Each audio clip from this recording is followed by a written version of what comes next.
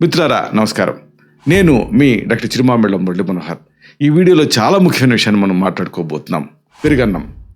ముఖ్యంగా వేసవిలో ఈ పెరుగన్నం తినడం వల్ల ఒక ఆహార ఔషధంలాగా పనిచేస్తూ అనేక సమస్యల నుంచి మనం రక్షిస్తుంది. ఏమిటి ఈ సమస్యలు?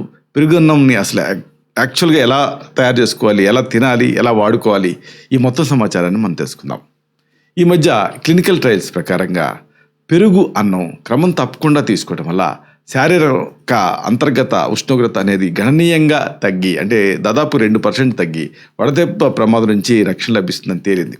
మధ్యాహ్న సమయంలో ఈ ఆహారం తీసుకోవటం వల్ల జీర్ణక్రియ రేటు పెరగడంతో పాటు రోగనిరోధక వ్యవస్థ అనేది పటిష్టం అవుతుంది. ఈ పూర్తి వివరాల లోతుల్లోకి వెళ్దాం. అన్నం ఉడికించేటువంటి నేర్పు ముందు తెలుసుకోవాలి. ఇదేమిటి ఏముంది పెద్దగా అని మీకు అనిపించవచ్చు, కానీ దీని వెనక చాలా శాస్త్రీయత ఉంది. పెరుగన్నం తయారీలో ప్రాథమిక దశ అన్నం వండటం. సాధారణంగా వండేటటువంటి అన్నం కంటే పెరుగన్నం కోసం బియ్యాన్ని మరింత మెత్తగా ఉడికించాలి. దీనికోసం బియ్యం అలాగే నీళ్లు నిష్పత్తి ఉంటుంది కదా. మామూలుగా ఒక కణుపు మునిగే వరకు కూడా నీళ్లు పోస్తారు. అలా కాకుండా 2 కణుపులు మునగాలి, అంత నీళ్లు పోయాలి. అంటే ఆ నీటి నిష్పత్తిని పెంచాలి.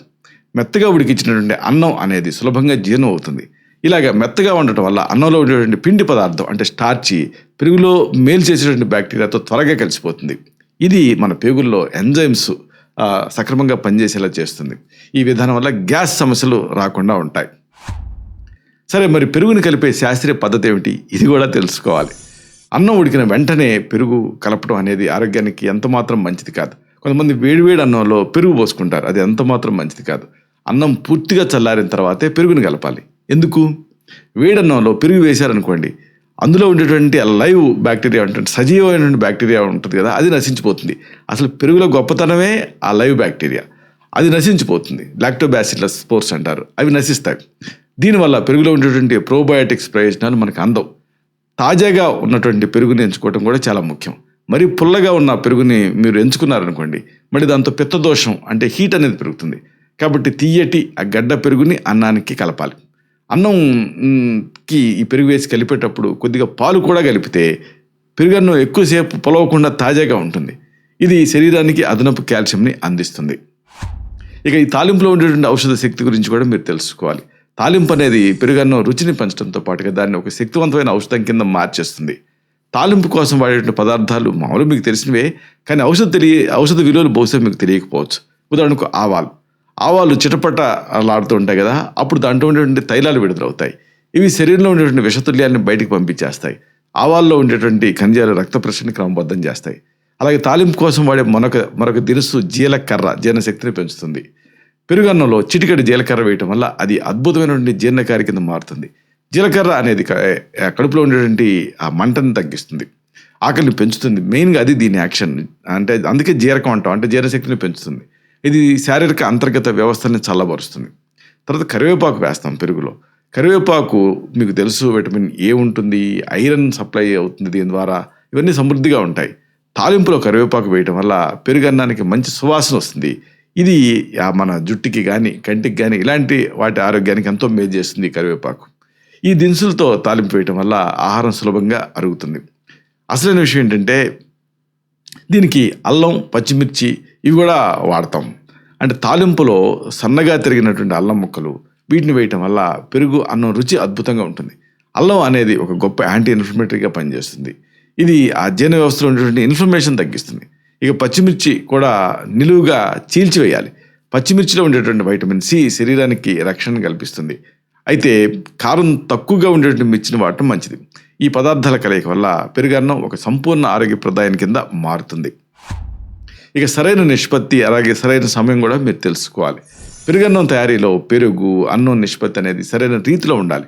అన్నం మునిగే వరకు పెరుగు ఉండాలి. ఇలా ఉండటం వల్ల అది రుచిగా ఉంటుంది. ఇక మధ్యాహ్నం భోజనం టైంకి 1 గంట ముందే ఈ పెరుగన్నం కలిపి ఉంచుకోవాలి. అప్పుడు ఈ అన్నం అనేది ఆ పెరుగుని బాగా పీల్చుకుంటుంది.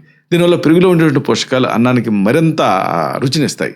వేసవిలో శరీరానికి కావాల్సినటువంటి తేమని అంటే హైడ్రేషన్ అందించడంలో ఈ నిష్పత్తి కీలకమైన పాత్ర పోషిస్తుంది. ఈ పదార్థాలన్నీ కలిపినప్పుడు పెరుగన్నం ఒక శక్తివంతమైన పోషక భాండాగారం కింద మారుతుంది. ఇక ప్రోబయాటిక్స్ అలాగే పేగుల ఆరోగ్యం వీటి గురించి మీకు కాస్త చెప్పాలి. పెరుగన్నం అనేది ఒక సహజ సిద్ధమైనటువంటి పులియబెట్టిన ఆహారం, అంటే ఫర్మెంటెడ్ ఫుడ్.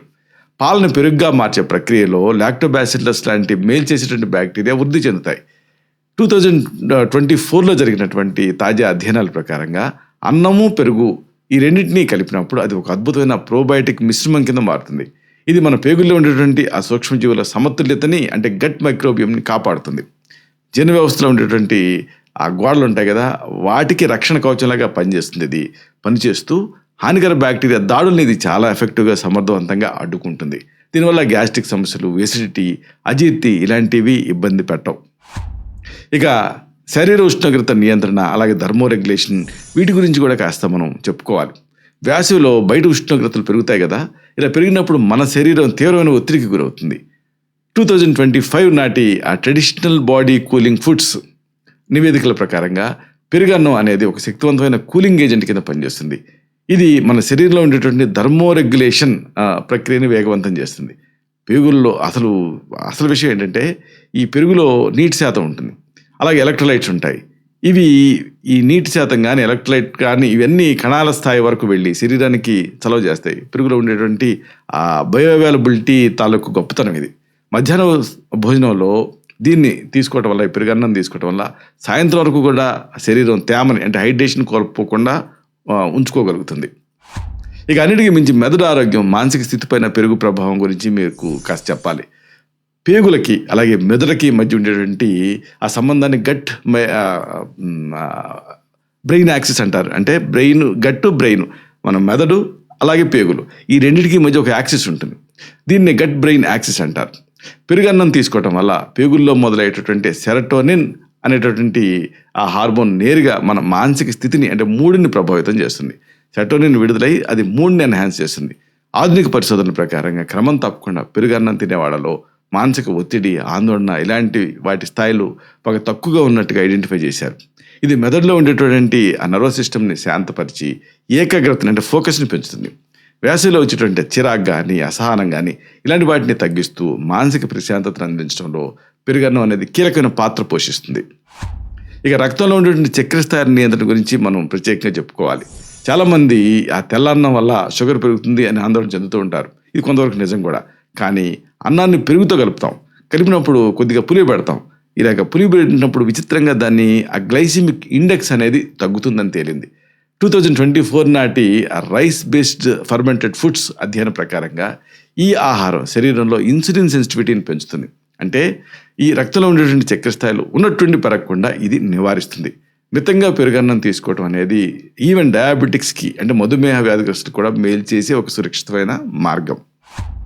ఇక రోగనిరోధక శక్తి విడుదల గురించి, పెరుగుదల గురించి మనం చెప్పుకోవాలి. పెరుగులో ఉండేటటువంటి ఆ ప్రోటీన్లు కానీ, కాల్షియం కానీ, విటమిన్ B12 ఇలాంటివన్నీ కూడా మన రోగనిరోధక వ్యవస్థని అంటే ఇమ్యూన్ సిస్టమ్ని పటిష్టం చేస్తాయి. ఈ మధ్య క్లినికల్ ట్రయల్స్లో పెరుగులో ఉండేటువంటి ప్రోబయాటిక్స్ జ్వరం తాలూకు కాల వ్యవధిని తగ్గించడమే కాకుండా శ్వాసకోశ ఇన్ఫెక్షన్స్ నుంచి రక్షణ కల్పిస్తాయని తేలింది. వేసవిలో బ్యాక్టీరియా, వైరస్ల ప్రభావం ఎక్కువగా ఉంటుంది. అలాంటప్పుడు రోజు ఈ పెరుగన్నం తీసుకోవడం అనేది ఒక సహసిద్ధమైన వ్యాధి నిరోధక టీకాలాగా పనిచేస్తుంది.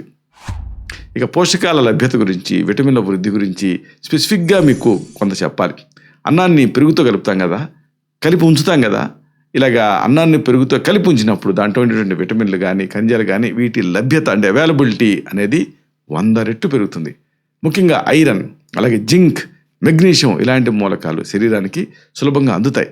రక్తహీనత ఉన్నప్పుడు, మధ్యాహ్నం టైంలో అంటే ఎనీమియా ఉన్నప్పుడు, ఈ మధ్యాహ్నం టైంలో ఆ మధ్యాహ్న భోజనంలో ఈ పెరుగన్నం చేర్చుకోవటం వల్ల హిమోగ్లోబిన్ స్థాయిలు బాగా ఇంప్రూవ్ అవుతాయి కన్సిడరబుల్గా. కాల్షియం దీంట్లో అధికంగా ఉంటుంది. ఉండటం వల్ల ఎముకలు, దంతాల ఆరోగ్యానికి కూడా ఇది ఎంతో మేలు చేస్తుంది.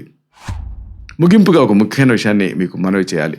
పెరుగన్నం అనేది కేవలం ఒక ఆహార పదార్థం మాత్రమే కాదు, ఇది మన పూర్వీకులు అందించిన ఒక గొప్ప ఆరోగ్య నిధి. ఈ మధ్య శాస్త్రీయ ఆధారాల ప్రకారంగా పెరుగన్నం తీసుకోవడం వల్ల శారీరక ఉష్ణోగ్రత సమతుల్యంగా ఉండటమే కాకుండా సంపూర్ణ మానసిక, శారీరక ఆరోగ్యం అనేది సిద్ధిస్తుంది.